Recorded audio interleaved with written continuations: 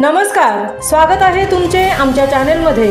आवाज महामुंबईचा, शोध बातमीचा, कौल मनाचा। चला तर मग आमचे चॅनेल शेअर करा, लाईक करा आणि सबस्क्राइब करा।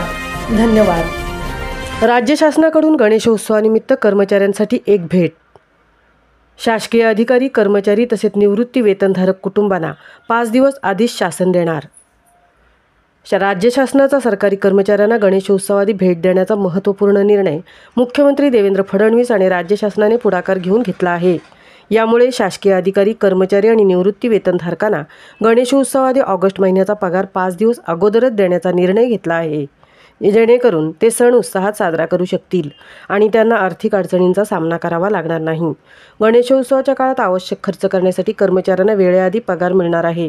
कर्मचाऱ्यांना आर्थिक विवंचना न जाणवता सण साजरा करता येईल, ज्यामुळे गणेशोत्सवाचा उत्साह अधिक वाढेल।